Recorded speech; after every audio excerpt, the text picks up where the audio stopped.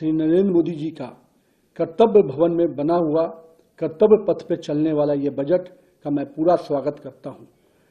जिस प्रकार से माननीय निर्मला सीतारमण जी ने लगातार 9वीं बार अपना बजट रखा है, ये भारत सरकार की पॉलिसी सस्टेनेबिलिटी और गुड गवर्नेंस का प्रतीक है। माननीय प्रधानमंत्री जी का जो विश्वास जनता के बीच में है, उसको ये बजट पूरी तरह से दर्शाता है। हम लोगों ने देखा कि किस प्रकार से माननीय प्रधानमंत्री जी का सबका साथ सबके विकास के जो मूल मंत्र हैं, वो इस बजट के पूरे विस्तार में दिखता है।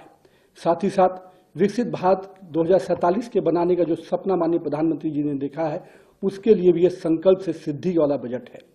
इस बजट में जहां भारत के वैश्विक अस्थिरता के बावजूद भारत का जो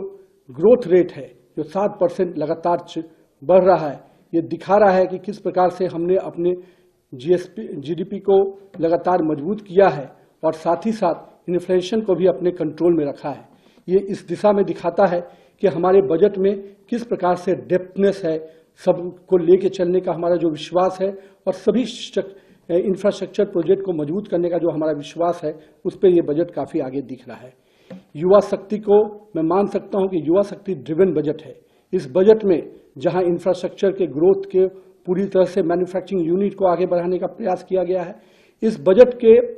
में नए रोजगार के सृजन के अवसर को उत्पन्न किया गया है। मैं मानता हूं कि जिस प्रकार से सेमीकंडक्टर, इलेक्ट्रॉनिक्स, स्पोर्ट्स, बायोफार्मा, ऐसे कई अन्य क्षेत्रों को जिस प्रकार से सरकार का इंसेंटिव मिला है, कहीं 40,000 करोड़ का सेमीकंडक्टर्स के क्षेत्र में, 10,000 करोड़ का बायोफार्मा में जो सपोर्ट सिस्टम खड़ा हुआ है, ये सपोर्ट सिस्टम स्पष्ट रूप से सरकार की इस मंशा को दोहराता है कि हम नए रोजगार के सृजन की दिशा में आगे बढ़ रहे हैं। साथ ही साथ इस बजट ने महात्मा गांधी के ग्राम स्वरोजगार पहल को भी दिखाया है। इस पहल से जहां हमारे बुनकर, हमारे छोटे कुटीर उद्योगों को इसका लाभ मिलने जा रहा है और ग्रामीण क्षेत्रों के रोजगार को मजबूत करने की दिशा में यह बहुत बड़ा कदम है। साथ ही साथ टूरिज्म और कल्चरल सेंटर को भी विकसित करने का जो सपना माननीय प्रधानमंत्री जी देख रहे हैं, लगातार उस दिशा में सरकार का ये बजट उस पहल को दिखा रहा है। साथ ही साथ हम कह सकते हैं कि 20 नए वाटरवेज के निर्माण का जो पहल है, वो कहीं ना कहीं हमारे नए ट्रांसपोर्ट के दिशा को खोलता हुआ बजट दिख रहा है। जहां अब तक हम लोग एयरवेज,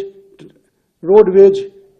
पर काम करते थे, ट्रेन पे काम करते थे, रेलवे पे काम करते थे, अब हम वाटरवेज की दिशा में भी बेहतर अवसर के साथ आगे बढ़ रहे हैं। पटना और बनारसी को शिप रिपेयरिंग सेंटर के रूप में विकसित करने की जो योजना माननीय प्रधानमंत्री जी ने बजट में दिखाई है, उससे कहीं ना कहीं इन इलाकों में भी बहुत बड़ा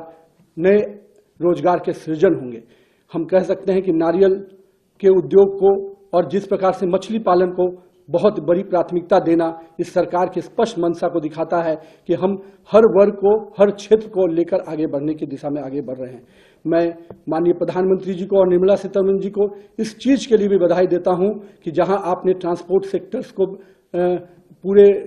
आगे बढ़ाने में आपने बड़ा कदम उठाया, आपने बजट में बड़ा आकार दिया, वहीं डिफेंस सेक्टर को आपने 7.8 लाख करोड़ के बजट से स्पष्ट संकेत दिया है कि हम देश के सुरक्षा के साथ कोई कंप्रोमाइज नहीं कर सकते हैं। तो मैं मानता हूं कि इस बजट ने समाज के हर वर्ग को विकास के साथ जोड़ना, समाज के हर वर्ग को लेके चलने की जो मंशा माननीय प्रधानमंत्री जी की रही है, वो मंशा हम सबको दिख रही है। और हम कह सकते हैं कि आज के इस बजट से समाज के हर वर्ग, चाहे वो युवा हो, महिला हो, नारी हो, मध्यम वर्ग हो, सबके लिए माननीय प्रधानमंत्री जी ने इस बजट में आकार दिया है। इसके लिए मैं माननीय प्रधानमंत्री जी को और माननीय वित्त मंत्री श्रीमती निर्मला सीतारमण जी को बहुत बहुत बधाई देता हूं। इस बजट विकसित भारत के 2047 के सपनों का